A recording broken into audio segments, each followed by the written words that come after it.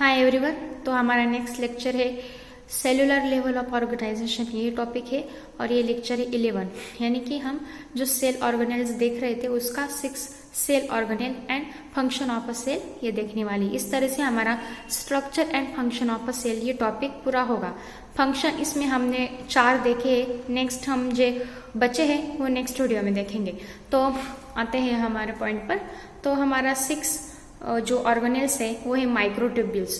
ये straight and hollow cylinder होते हैं, यानी कि ये अंदर से पूरी तरह से निर्वात होते हैं, या फिर हम कहेंगे कि उसमें कुछ भी नहीं होता, वो स्ट्रेट एंड हॉलो होते हैं।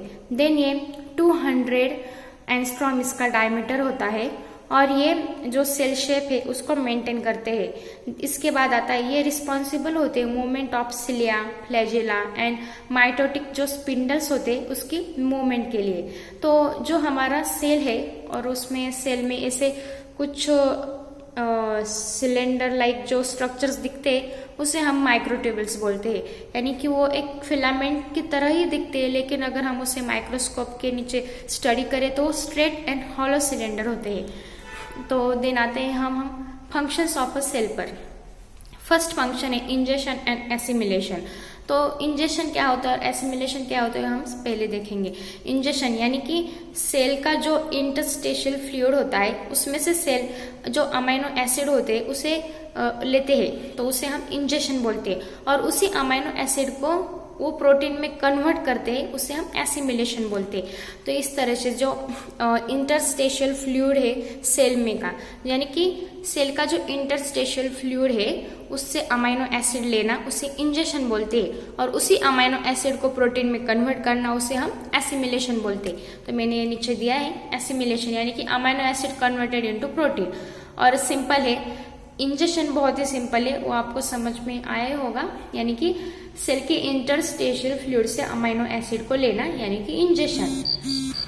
अच्छा, देन हम आते हैं मेटाबॉलिज्म। मेटाबॉलिज्म में कैटाबॉलिज्म प्लस एनाबॉलिज्म इस तरह के प्रोसेस होते हैं और उसे हम पूरी तरह से मेटाबॉलिज्म बोलते हैं। तो इसका हमने पिछले वीडियो में भी छोटा टॉपिक देखा था आई थिंक।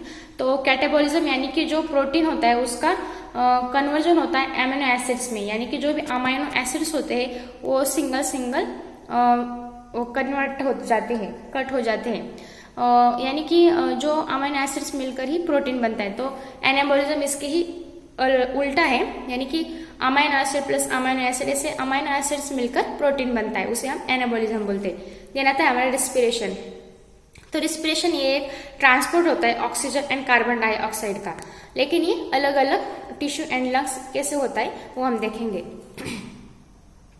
तो जो ऑक्सीजन ट्रांसपोर्ट होता है वो लंग्स को होता है थ्रू ब्लड टिश्यू को। तो उसके उल्टा है, जो कार्बन डाइऑक्साइड है वो टिश्यू को ट्रांसफर होने के बाद थ्रू ब्लड वो लंग्स को ट्रांसफर होता है। तो रेस्पिरेशन भी बहुत ही सिंपल था। तो इस तरह से हमने सेल ऑर्गेनेल्स पूरे किए और फंक्शन ऑफ अ सेल्स कुछ बाकी है वो हम नेक्स्ट वीडियो में देखेंगे। तो आज के लिए बस इतना ही। Thank you so much.